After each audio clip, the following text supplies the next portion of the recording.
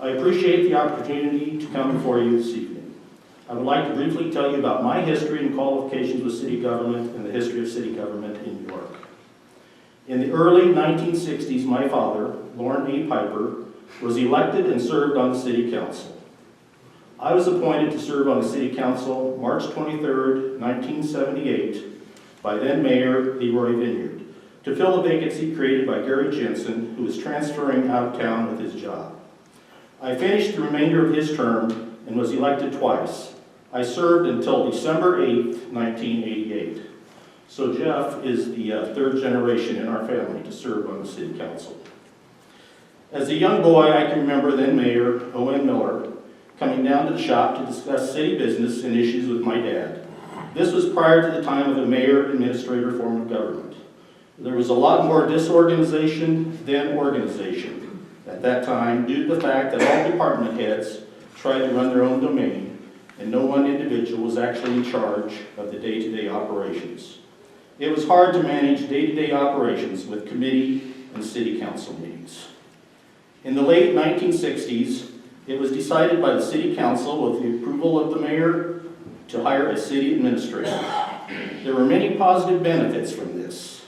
Some of those included having one full-time professional person with professional knowledge in charge of all departments and personnel of the city, combining the water, street, parks, and sewer departments into the Department of Public Works, having one person on staff to do interviewing and hiring of city employees, maintaining continuity in city government as city council and mayors would change.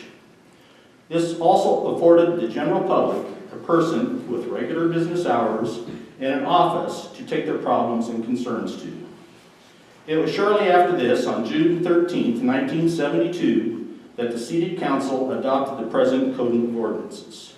They became effective September 1st, 1972. Through the years, some of them have been amended, some ordinances have been repealed, and other new ones have been adopted. These ordinances became code that serve as law and rules that the city of York is to follow. It is the responsibility of the city council to create, amend, or repeal these ordinances that become code. It is the responsibility and mandate of the mayor and city administrator to enforce these codes. I do not feel that the present mayor and administrator are doing this.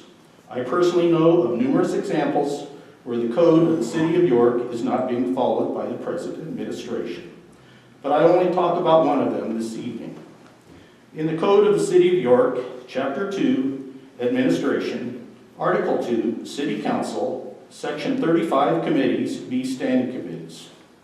I quote, "Standing committees. At the organizational meeting of the council, held as provided in this code, the mayor, with the approval of the majority of the council, shall appoint the following standing committees. Number 1, Finance. Number 2, Ordinance and Judiciary. Number 3, Asset Management. Number 4, Insurance and Benefits. And number 5, such other standing committees as the council may by ordinance hereinafter create."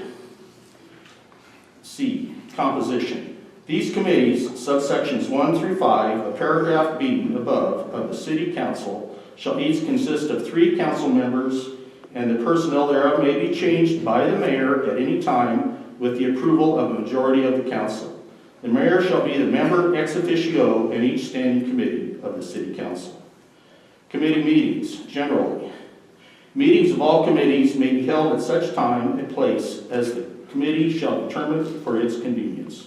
The committee, at its discretion, may determine who, besides its members, may be present." End quote. The present administration has failed to do this, either through ignorance or obstinance, as there is only one of the above committees, that being the Finance Committee, with council members appointed to it.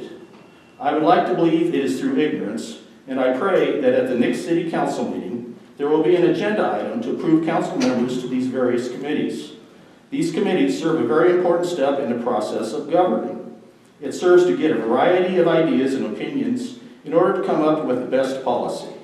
It also helps that the committee members can inform the remainder of the council at the council meeting as to why the matter is before the council and how they arrived at the proposal before them.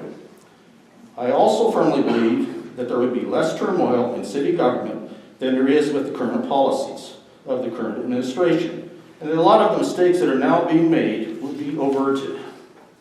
Historically, by and large, with few exceptions, the citizens of York have not attended the council meetings.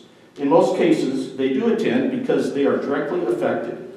A lot of time, they feel adversely affected. It is my belief that they, the citizens of York, elected you, the elected officials, to represent them, so they don't have to attend. I would like to remind you that it is your responsibility to represent and do what you believe in your own mind serves the majority of the citizens of York and what is right for the city in its entirety. In closing, I would like to state to you, the City Council as a whole have the authority, power, and obligation to make and change policies, and that the mayor and city administrator have the duty and responsibility to enforce them as stated in the city code without exception. Thank you for your time.